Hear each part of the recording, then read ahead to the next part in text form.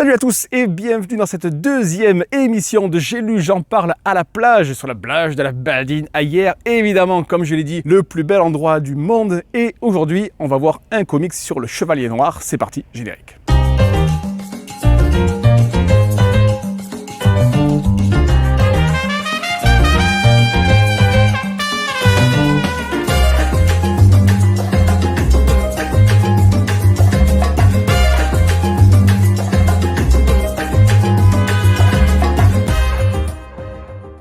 Alors, bon, c'est pas une surprise, on va dire que le Chevalier Noir, le Batman, c'est bon, ce que tout le monde préfère, ce que beaucoup de gens préfèrent, parce qu'il y a évidemment beaucoup de choses qui ont été dites sur le Chevalier Noir. Il y a évidemment des histoires absolument fabuleuses de Dark Knight Returns, année 1, il y a plein d'autres choses, Gotham Central, lisez Gotham Central évidemment. Et aujourd'hui, bon, vous savez que je suis pas spécialement fan de la continuité, mais aujourd'hui, j'avais envie justement de vous parler d'un comics qui ne fait pas partie de cette continuité qui alourdit un petit peu les récits. Alors c'est pas que j'ai qu'un bras, mais c'est un récit à la fois réel et fantastique. C'est un peu voilà cette frontière poreuse entre les deux qui me plaît particulièrement. Aujourd'hui, je voulais vous parler bien évidemment de Batman Créature de la Nuit de Kurt Busiek et de John Paul Leon. Pourquoi on peut m'avancer.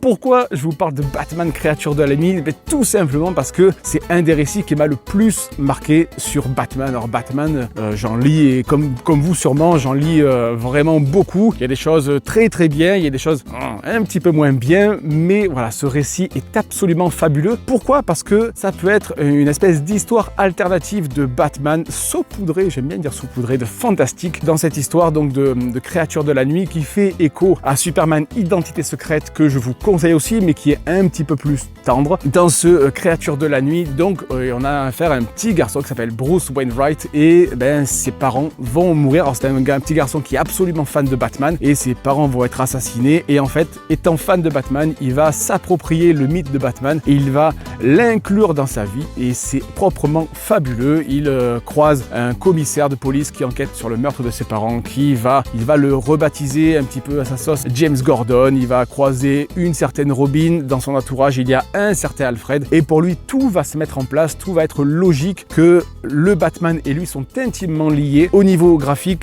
John Paul Leon, le regretté John Paul Leon, faisait quelque chose d'extraordinaire, à la fois fin et aussi un petit peu daté, suranné, j'ai envie de dire. J'ai envie d'enrichir votre vocabulaire. Ça donne des planches proprement magnifiques avec des pleines pages qui sont absolument géniales et ce qui est bien trouvé de la part de Kurt Busiek, c'est que le Batman, j'aime bien dire le Batman, devient une espèce d'ange vengeur, de créature de la nuit.